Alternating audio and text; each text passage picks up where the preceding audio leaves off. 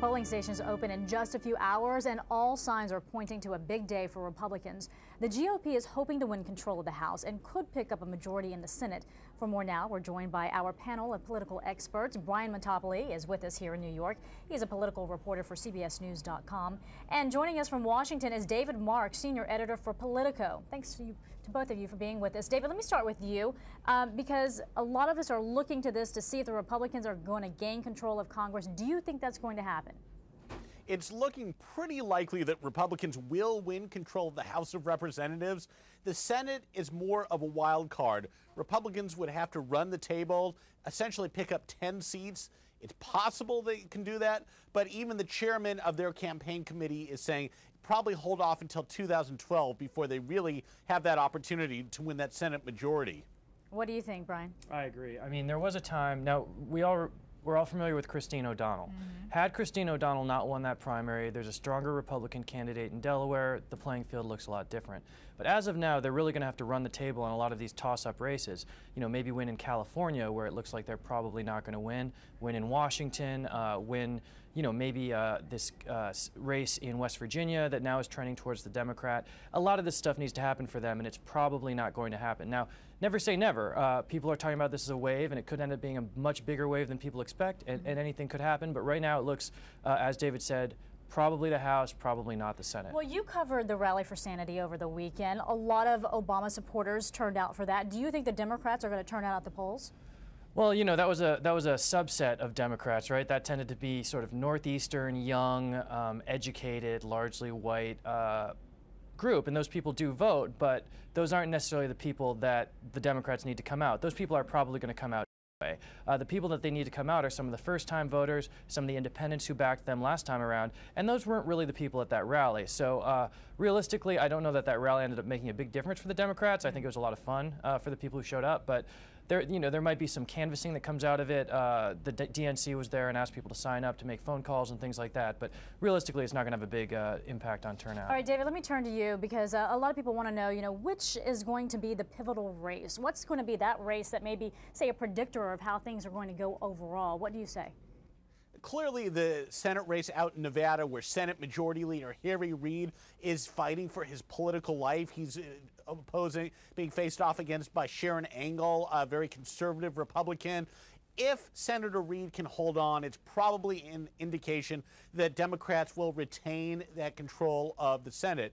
If he loses, all bets are off. Over in the House, there are actually a number of congressional seats in New York State that Republicans have a chance at picking up. They've fared very poorly the last several election cycles. If they can get 4 or 5 seats, it will be a real sign that they have some life in the northeast part of the United States and can probably run strong elsewhere.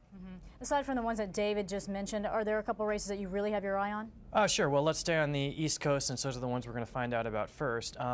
West Virginia, the race I mentioned, John Racy is the Republican, and he looked like he was making a real run against the governor of the state, Joe Manchin, a Democrat.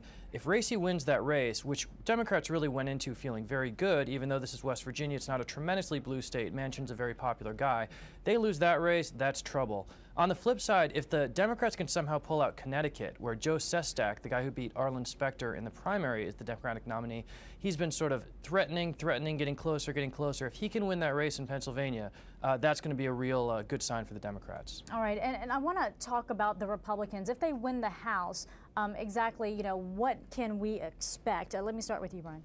Well, that is a question for Darrell Issa. He is a Republican from California. He's going to be in charge of the committee that is essentially going to be investigating, perhaps subpoenaing the Obama administration. He's been very aggressive from the beginning, saying before he hasn't been in power, obviously, because the Democrats have been running the House. But once the Republicans are running the show, he's going to be in charge of the committee, and how aggressive he is going to be a real question.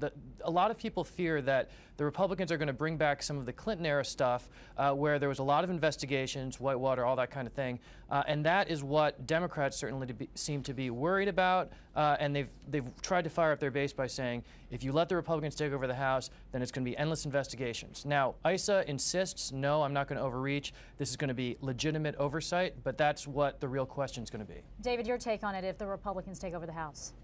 I think there's going to be some fights over other committee chairmanships, specifically the House Appropriations Committee, which is the panel that essentially doles out federal money. Jerry Lewis from California, a former chairman, is technically in line, but a lot of the Tea Party types consider him a big spender. They may look for somebody else. There's also some kind of internal wrangling over whether the debt limit should be raised. It sounds like kind of a boring insider financial issue, but it's actually crucial for the U.S. being able to pay its bills and finance its debt. Again, a lot of Tea Party activists are not too excited about that prospect, and those are fights that we could be seeing coming up just in the next couple of months or so. You know, there are also some really interesting ballot initiatives out there, mainly, say, Proposition 19 out in California. David, I want to talk to you about that because that one talks about possibly legalizing marijuana-related activities. Do you think it's going to pass? This one would seem like a slam dunk in California, considering the reputation that the state has, fair or not. This one is actually neck and neck right now. There's a lot of concern about this. Law enforcement has come out strongly against it. Also, one of the main arguments in its favor that it would raise a lot of revenue from the state, it could be taxed and financed, etc. A lot of economists suggest that's not necessarily. It's so expensive now is precisely because it's illegal. It's illicit. If you make it a conventional product, the price will go down. It just may not bring in that much money. Yeah, speaking of money, I was just reading the other day that the marijuana industry out there, legalized marijuana industry when it comes to medicinal marijuana, that is making more money than, say, the wine industry. Kind of surprising, isn't it? Well, absolutely. It's funny to think that a product that is still technically illegal under federal law is such big business. It's actually a lot of these medicinal marijuana growers, these businessmen now, do not want to see it legalized statewide because it would cut into their own franchise. All right, let's talk about this. You know, something that I think a lot of people want to know, is there going to be a surprise winner? Is there going to be that one race where it just really makes a huge difference and you thought there was no way it was going to happen, but yet it did? Okay, I'm going to go with Alaska. There's 3 people running in Alaska. This is a very red state. In the primary, a guy by the name of Joe Miller, Tea Party-backed, Sarah Palin-backed, wins the primary, upsets Senator Lisa Murkowski from a dynasty family, part of the Republican leadership. Murkowski decides to jump in as a write-in. Suddenly, there's this Democrat by the name of Scott McAdams. Nobody had heard of this guy. He's the mayor of a town called Sitka. I think I'm saying it right. And I apologize, Alaskans. But he suddenly has an opportunity. Now, I wouldn't say there's a great chance McAdams is going to win this race, but there's a real possibility that we could have a Democrat coming out of Alaska, and this is a state that does not elect a lot of Democrats. They did elect one in a race for Ted Stevens was trying to be reelected, where he was under some investigation, and so a Democrat was able to win that race. And this could be the second time in recent years we've seen a Democrat come out of Alaska, a state really that has no business electing a Democrat. David, you got a surprise race out there? I would say just to the south of there in Washington state, Dino Rossi, the Republican candidate for Senate, has an even money chance of beating the longtime incumbent Democrat Patty Murray. It looked for a long time like she was unassailable. She beat back several other challenges in previous years, but he's an experienced statewide candidate, and the win just may be at his back this year. There's a lot to watch tomorrow. It's going to be a big day. All of us very excited about that. David Mark from Politico, thanks so much for your insight. Brian Montopoli from CBSNews.com, thanks so much for your insight as well tonight. Thank you.